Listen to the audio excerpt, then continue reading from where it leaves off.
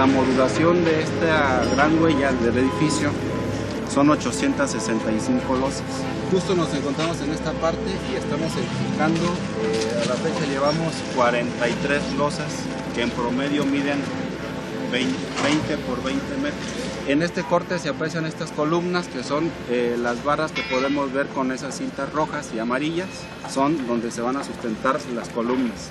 Tenemos un vano en esta sección de 4 metros, el cual nos estará dando el nivel de terreno del primer piso de nuestra terminal. Si quitamos 1 tonelada, tenemos que volver a construir 1 tonelada sobre esa misma superficie. Esta es una obra faraónica estimada en una primera etapa en 200,000 millones de pesos. Nuestro país no está en condiciones de sufragar, de invertir tanto dinero para resolver un problema que lo podemos atender de otra manera, en forma más económica, austera. Se encapricharon en hacer este nuevo aeropuerto cuando se tiene la opción de hacer 2 pistas nuevas en el aeropuerto militar de Santa Lucía. A diferencia de este terreno, en Santa Lucía hay tierra firme. Aquí se está rellenando el lago de Texcoco. La elección del 18 va a ser más que una elección de presidente de la República. Es un referéndum, un plebiscito, una consulta. Se le va a preguntar a los mexicanos. No va a venir en la boleta escrito. Le va a decir, ¿quieres más de lo mismo o quieres un cambio? Entonces, si la gente vota por un cambio, al día siguiente del triunfo, estoy tocando las puertas de Peña para decirle, este asunto vamos a arreglar. En mi agenda de los temas a tratar, este es un tema, porque es muchísimo el dinero. O sea, aunque parte sea inversión privada, lo que se va a destinar a inversión pública es muchísimo. No tenemos posibilidad y hay otras demandas. Decía un poeta, Díaz Mirón, nadie puede aspirar a lo superfluo mientras existan quienes no tienen lo necesario. Usted es un servidor público, pero detrás de esta obra o alrededor de esta obra están los contratos y no todas las empresas contratistas son de ingenieros o de gente dedicada a la construcción. Y ahora son contratistas hasta periodistas. O sea, que de cuando acá los periodistas en este país tienen capacidad técnica para construir una pista de un aeropuerto. Pues todo es influyentismo, corrupción, y eso no se puede tolerar. No nos los van a perdonar nuestros hijos ni nuestros nietos, ingeniero. Hasta luego, muchas gracias. Muchas gracias. Gracias.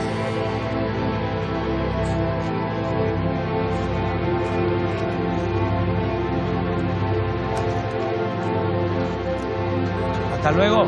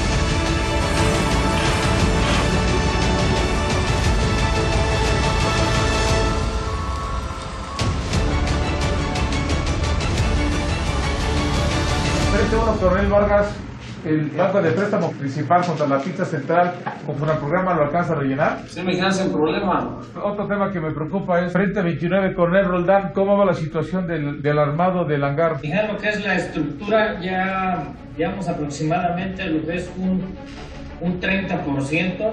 El Cuerpo de Ingenieros, creado desde 1827, es heredero. Tenemos en nuestro DNA todo ese bagaje de los ingenieros militares que nacieron con el México independiente. Ha participado en todos los conflictos. Participamos en el conflicto con los Estados Unidos en el año de 1847. Participamos con la intervención francesa en los 1867. Participamos en la Revolución Mexicana. Hemos participado en un gran sinnúmero de operaciones militares con bajas y con operaciones militares a veces no victoriosas. Esta es la nueva lucha que nos tocó realizar a los ingenieros militares. No es el campo de batalla tradicional, estamos en el campo tecnológico, en el campo de la creación de la infraestructura nacional. Hay que exigirle mayor avance aquí a la construcción del Mexibus, ¿eh? Pásame el plano del centro comercial.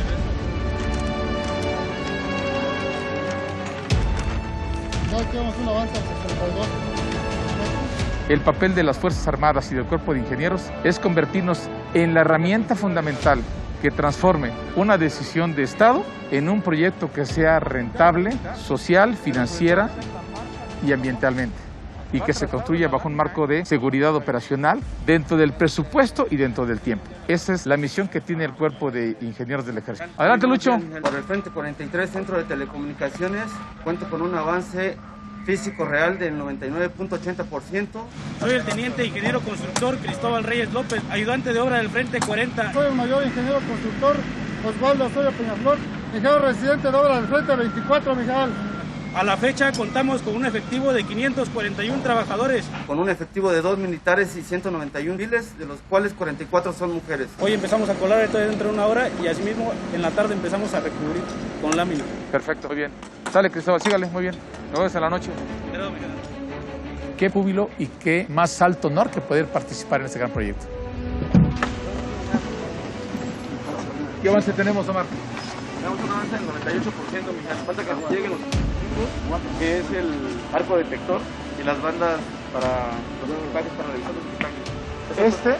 Esta es una esclusa que divide el lado aire, estéril por decir algo, de las aeronaves con el lado tierra, donde está el resto de las actividades de soporte del aeropuerto.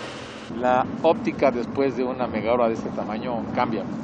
Hay un general Vallejo antes y uno después. Así como cada uno de mis hombres, de mis ingenieros, hay un antes y un después. Todos estamos creciendo con el proyecto y eso es una inmensa alegría porque habremos dejado, al finalizar esto, más de 140,000 trabajadores que pasaron por aquí, mejor calificados y con más experiencia. Mejores ingenieros, mejores arquitectos, mejores contadores, mejores topógrafos y sobre todo un cuerpo de ingenieros más capacitado y más profesional para seguir participando en la misión que tiene la Secretaría de Defensa Nacional de realizar obras sociales que tiendan al progreso del país.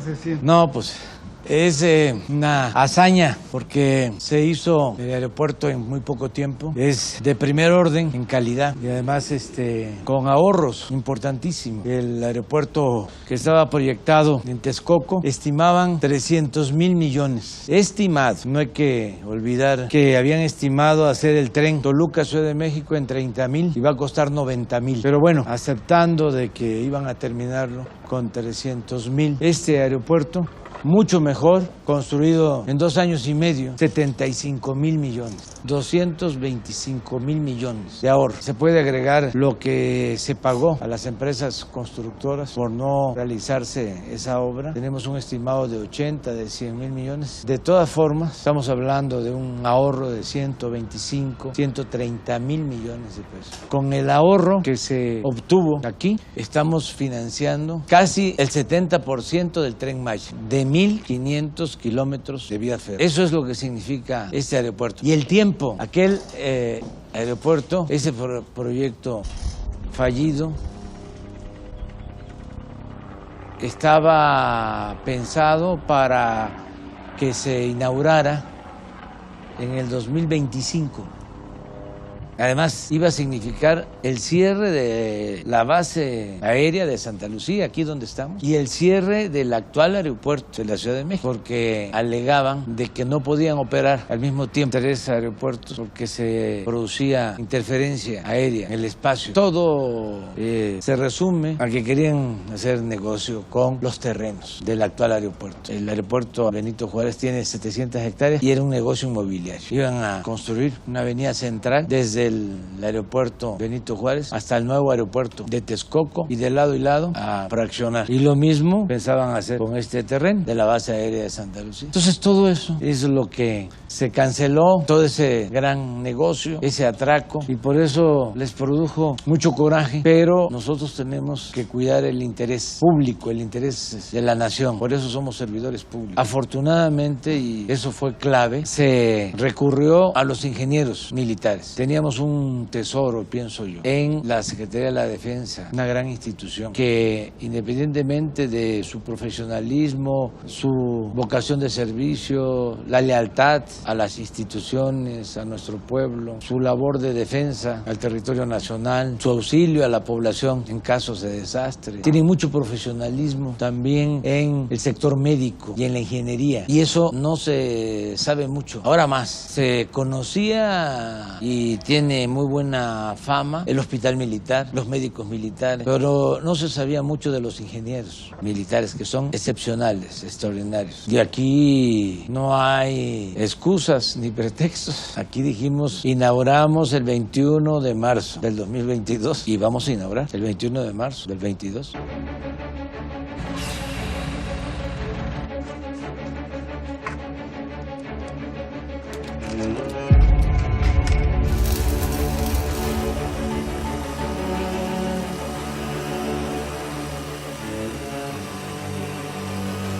El venir del pueblo, el saber de qué sufre el pueblo, qué atraviesa el pueblo, son las necesidades del pueblo, eso hace a nuestra institución tener pues ese apego y ser diferentes. No es un ejército normal, es un ejército con misiones muy apegadas a lo social, con misiones muy de apoyo a todos los mexicanos, con misiones que van precisamente a solventar los problemas que tiene nuestro país.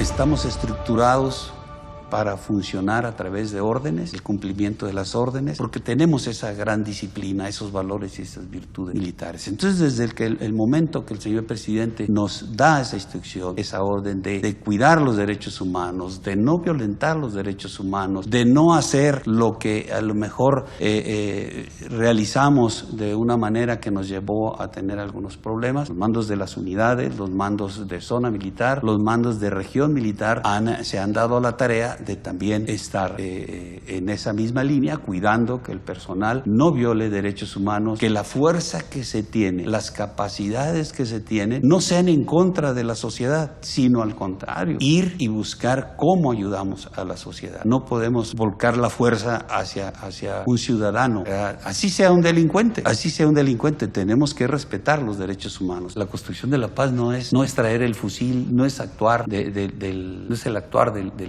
las Fuerzas Armadas, es todo lo demás que está atrás de eso, todo lo que el gobierno en turno puede desarrollar para beneficio de la sociedad, y que el señor presidente, la verdad que ha implementado una gran cantidad de programas que poco a poco se va logrando el objetivo, se van rescatando jóvenes, les estamos quitando jóvenes a la delincuencia.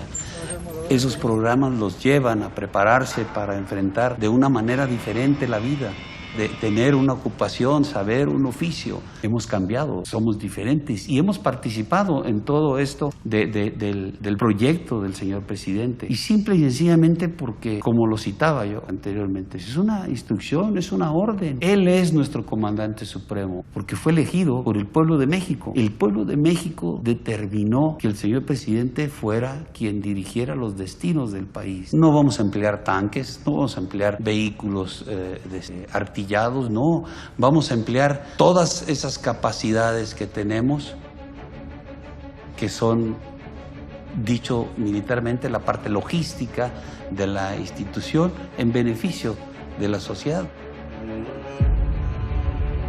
La fuerza, la capacidad de la institución está volcada a la parte social.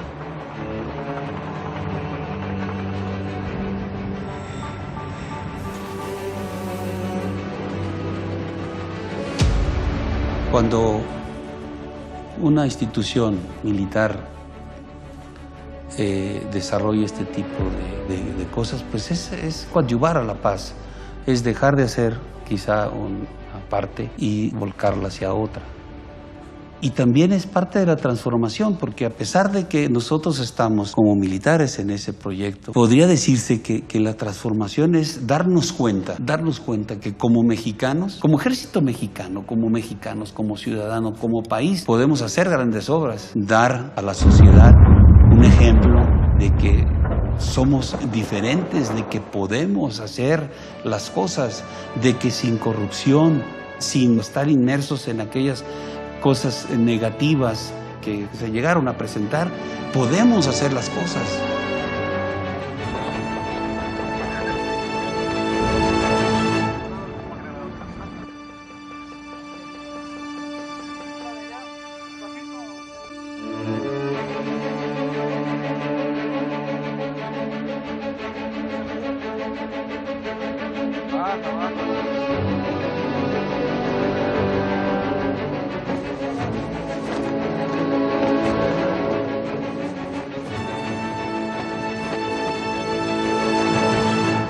General Felipe Ángeles, permítame presentarme y dar la bienvenida.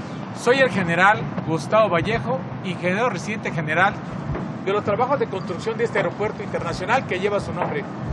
Es un honor recibirlo y que sea usted quien por mandato presidencial le da identidad a este megaproyecto. Ángeles era algo excepcional. Villa decía que era el único que le permitía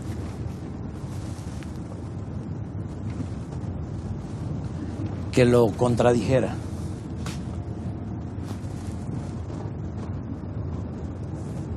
Y hay una frase que yo usé cuando se decidió soltar al hijo del Chapo, porque calculamos que iba a haber una matanza, iban a perder la vida más de 200 personas en Culiacán. De Guzmán lo era, el hijo.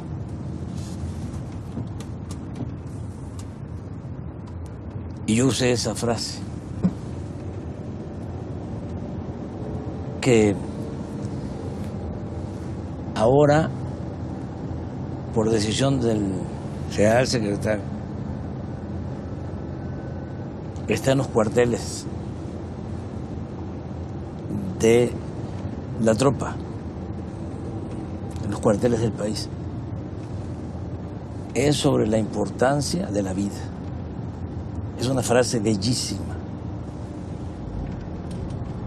No puedo recordarlo ahora.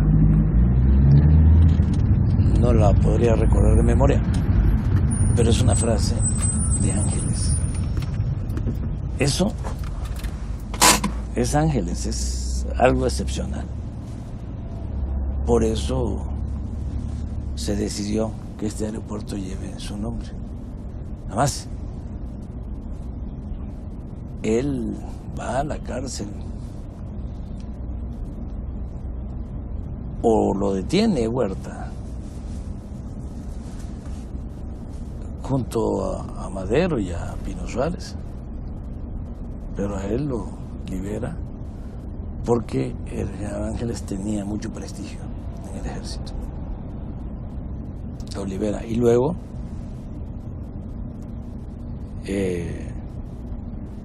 Ángeles se incorpora con Villa. Antes había estado en Morelos, lo mandan a combatir a los zapatistas y aún en esas circunstancias los zapatistas le tenían un gran respeto porque no cometía las barbaridades que hicieron otros militares, Huerta incluido, de que arrasaban los pueblos, quemaban los pueblos y mataban a mansalva a la gente. Eso no era el general Ángeles. Y ahora el ejército mexicano está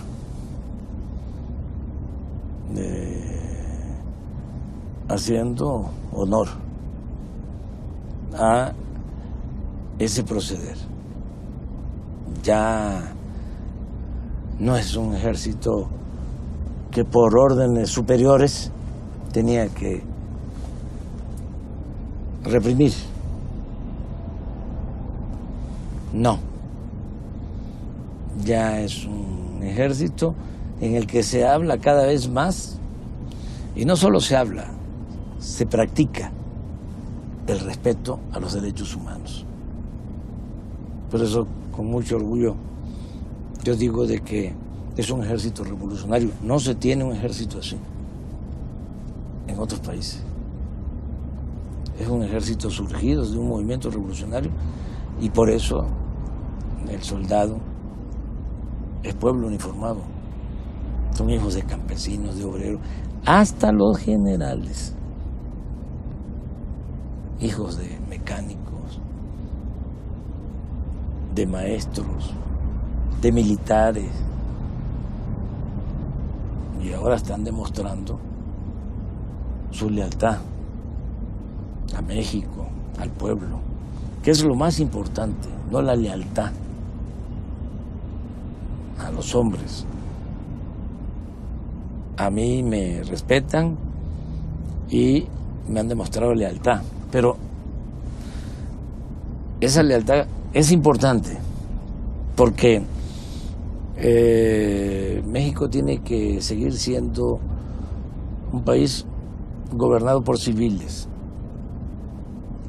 y así se entiende en el ejército. Pero la lealtad más importante es la lealtad al pueblo y la lealtad a la nación. Y así está formado el ejército mexicano. Bueno, vamos a bajar. Señor presidente, el AIFA no es un aeropuerto más. Es un aeropuerto de clase mundial. Con 3 pistas de aterrizaje como no hay en el país y muy pocos en Latinoamérica.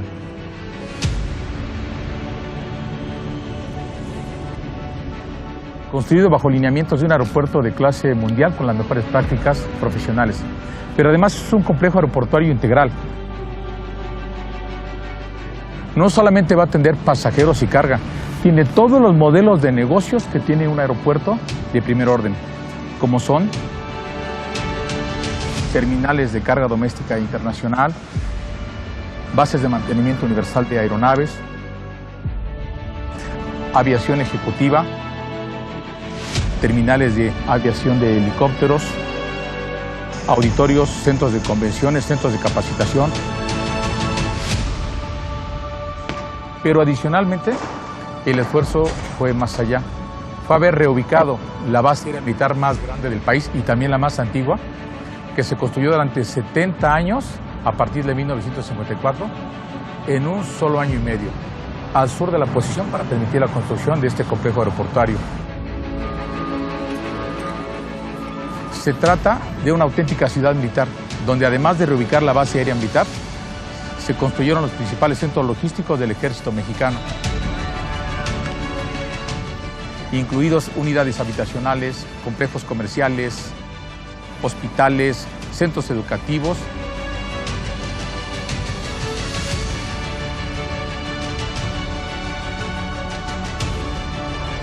Y un corredor museístico donde tenemos 3 museos, uno dedicado a la aviación, otro dedicado al rescate paleontológico, al mamut, y otro más al tren presidencial Olivo. Adicionalmente, se construyó infraestructura de conexión con las principales vialidades del oriente de la ciudad, que incluyen un sistema de vía y una terminal para el tren suburbano exactamente enfrente de la terminal de pasajeros. Conexiones a 3 autopistas. Todo ello, señor presidente, se construyó en el tiempo autorizado, sin ejercer un quinto más, sin escalatoria de precios, apegándonos al presupuesto y al tiempo autorizado. Si se pudo hacer esto, fue en buena medida por los ingenieros militares. Vamos a darles un saludo para agradecerles.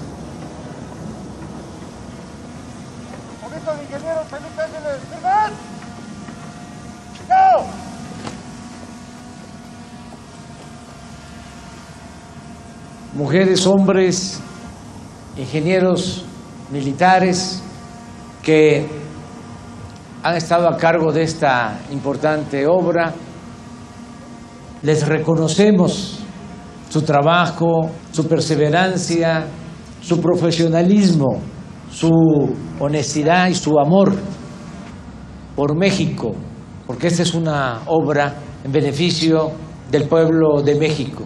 Están ustedes cumpliendo cabalmente con las normas, con la ley que define el funcionamiento de las Fuerzas Armadas y están ayudando al desarrollo de nuestro país. Otros países presumen sus obras.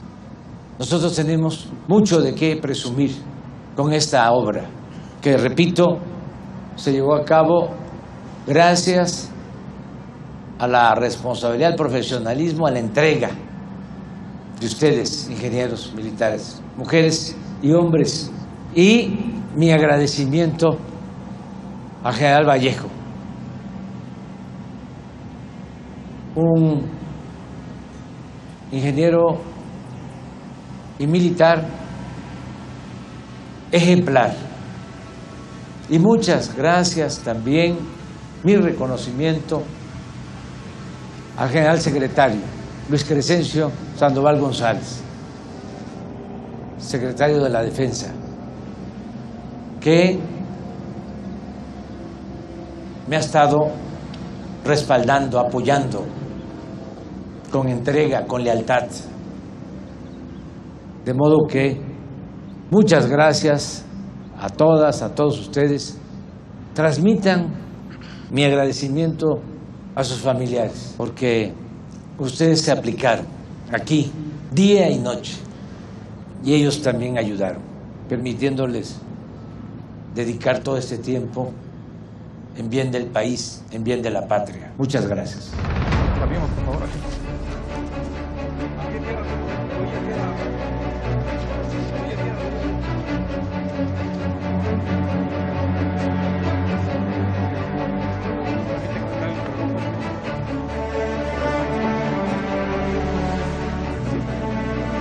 Sí. Para que se metan el cubrebocas, por favor.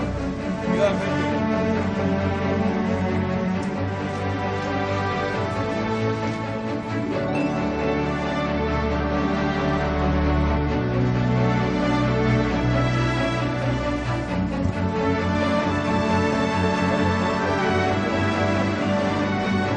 Sí. Cuidado ahí.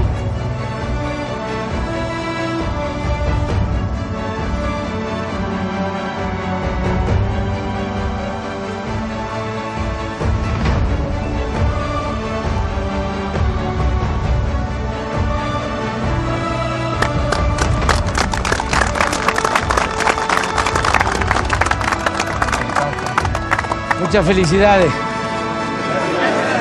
Competimos con cualquier aeropuerto del mundo, con cualquiera estamos en calidad de infraestructura.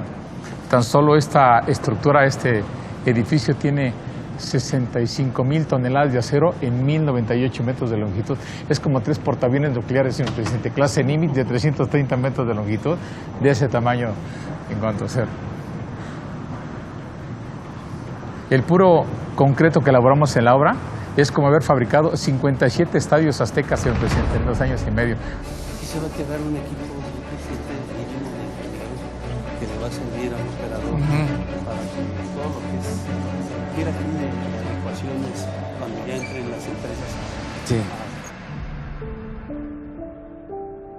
Yo tenía en la cabeza lo de la base aérea de Santa Lucía. No decía nada, pero sabía que era un aeropuerto que se había construido con muy buena calidad, que estaba funcionando, que había superficie suficiente. Calculaba yo que eran 3, 4 veces más la superficie de la base aérea de Santa Lucía que lo que tiene el actual aeropuerto de la Ciudad de México. Y era como una tercera opción. Además, se evitaba la especulación, se utilizaba ya un espacio público. Pasó el tiempo y empezaron a hacer el aeropuerto de Texcoco y empezaron las protestas, porque no es posible de manera racional hacer un aeropuerto en un lago. Se puede hacer hasta en medio del océano, pero cuesta mucho. Además, ¿cómo se le da mantenimiento? Esa es una zona de hundimientos. Es la zona más baja de todo el Valle de México. Escogieron el peor espacio. Ahí desembocan muchos ríos. Entonces, entre otras cosas, pues no iba a quedar bien el aeropuerto, iba a costar mucho. Y recuerdo que estando en campaña,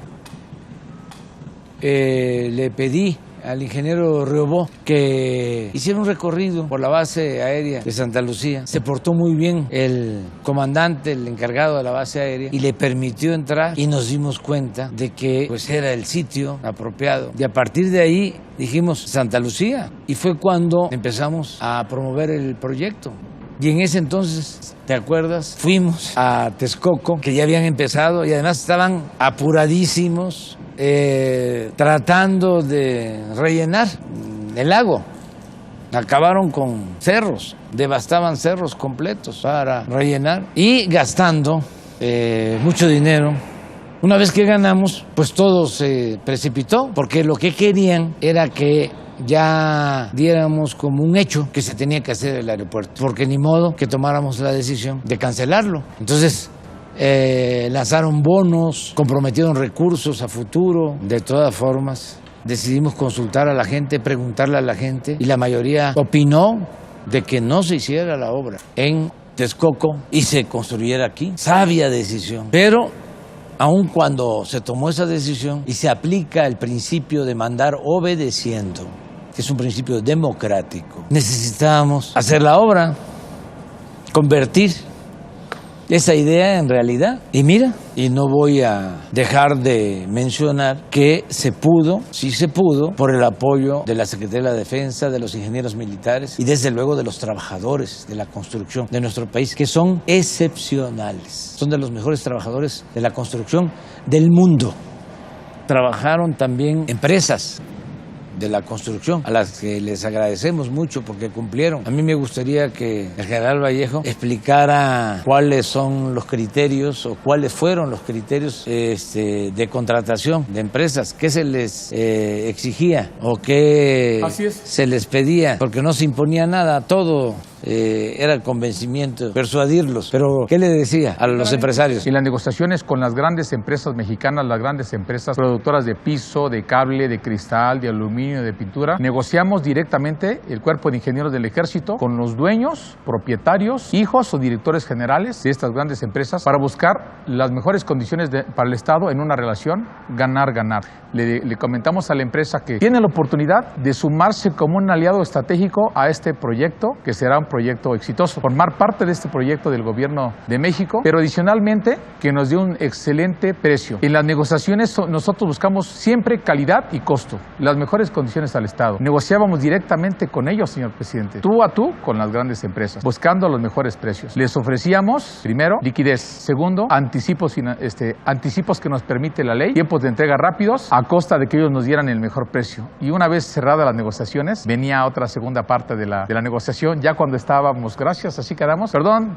señor empresario, nos falta algo más. ¿Cuánto importa, cuánto vale su amor por México? Y los empresarios, oiga, eso, con sus directores generales, eso, a ver, general, explícanos eso. Aquí se formó usted, aquí vivieron sus padres, aquí van a venir sus hijos y sus nietos. ¿Cuánto vale ese amor que le tiene usted al país que lo pueda reflejar en esta transacción? Vaya, general, no le entendemos, a ver, explíquenos. Yo calculo que un 3% en adelante todavía puede representar ese amor por el país. Y bueno, ya cerrado con su equipo de trabajo, pues ni modo que no amen a México. Y logramos nada más por ese 3% en cada negociación, cientos de millones de pesos de economía que se reinyectó precisamente a dotar de mejor tecnología el aeropuerto. También debo de mencionarle que todas las empresas, aún extranjeras, nos dieron ese porcentaje de descuento.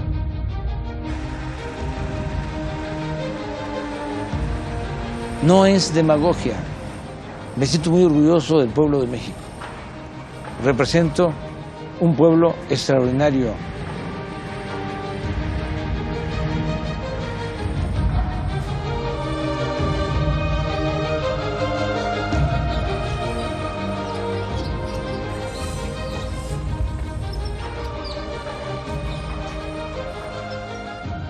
Es en esencia el criterio de modernidad,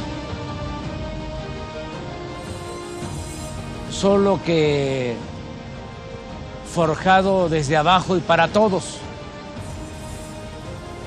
No es la modernidad para las élites, la modernidad en abstracto, sin la gente. Es, repito, que el país se modernice, pero incluyendo a todos. Es trabajo, es empleo para los mexicanos. Y las utilidades, pues son también para el pueblo de México, porque este aeropuerto va a estar manejado por una empresa de la Secretaría de la Defensa para proteger estos bienes de la nación. Porque todo esto se está haciendo con presupuesto público, dinero del pueblo, sin deuda. Muy buenas tardes. Muchas gracias por lo que están haciendo, porque sin ustedes no se podría. Decía el presidente Juárez, con el pueblo todo, sin el pueblo nada. Y es el trabajo de ustedes, que lo apreciamos mucho, porque se piensa nada más en el dinero, en el presupuesto, en la tecnología, pero no en los trabajadores, que sin ustedes no haríamos nada en México y en el mundo. Y nosotros tenemos la fortuna, la suerte, la bendición de contar con un pueblo muy trabajador. Es una tradición que viene de lejos. Los trabajadores de la construcción de México son de los mejores del mundo. Nuestros paisanos que se van a buscarse la vida a Estados Unidos, allá se les solicita porque son muy buenos. Los trabajadores de la construcción, fierreros, que son como artistas, que hacen las grandes obras como esta. Por eso, a través de ustedes, queremos transmitir un reconocimiento a todos los trabajadores de la construcción de nuestro país y en especial a los trabajadores que están haciendo haciendo posible esta gran obra que, como ustedes saben, es en beneficio de nuestro pueblo, para el progreso de México, para el desarrollo de nuestra nación. Entonces no es un negocio particular, que es válido que se hagan los negocios particulares y que se obtengan ganancias razonables. Nosotros no estamos en contra de eso. Nosotros no estamos en contra de los empresarios. Nosotros estamos en contra de la riqueza malavida. Estamos en contra de la corrupción. Pero en este caso, además, es una obra pública, porque los beneficios son para el pueblo, son para México. Lo que se tenga de ingresos es para el presupuesto, y el presupuesto es público, es dinero del pueblo, es para la educación, es para la salud, es para que haya pensiones, que haya becas para estudiantes de familias de escasos recursos económicos. Entonces, muchas gracias, porque ustedes están contribuyendo, ayudando, apoyando al progreso con justicia de nuestro país. Los ingenieros militares ayudan mucho porque dirigen y además son profesionales, pero ustedes son la fuerza de trabajo básica, fundamental, son el alma en cualquier obra como esta. Entonces, un abrazo de todo corazón y transmitan a otros compañeros que están laborando esta felicitación, este reconocimiento, y también a sus familias. Muchas gracias. Véngase a tomar una foto, secretario general.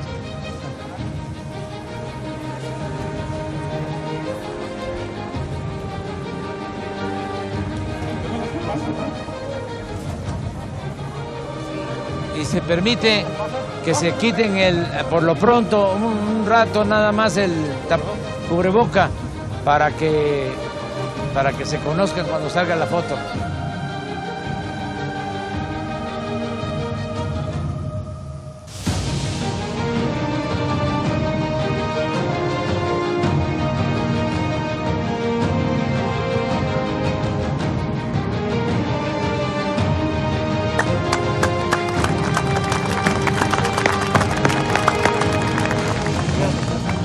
Nos estamos viendo. Entonces somos un pueblo con mucha grandeza cultural. Y por eso podemos enfrentar adversidades y salir adelante. Y de ahí nuestra fe en el porvenir. Siempre hablo de nosotros. Es un nosotros. Todos y todas.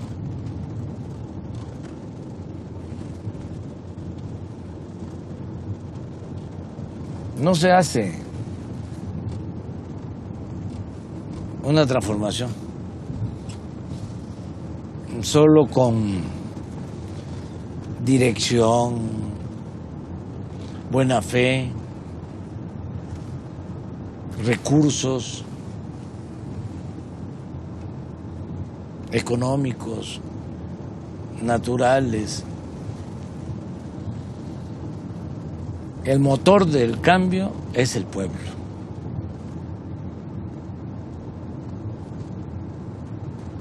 Eso es lo mero principal.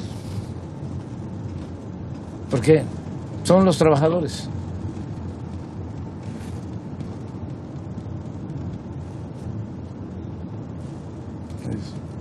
Ellos.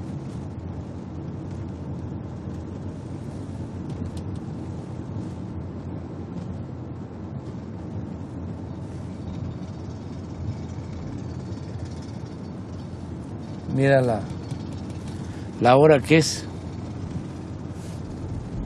El sol, el calor. Ahí están.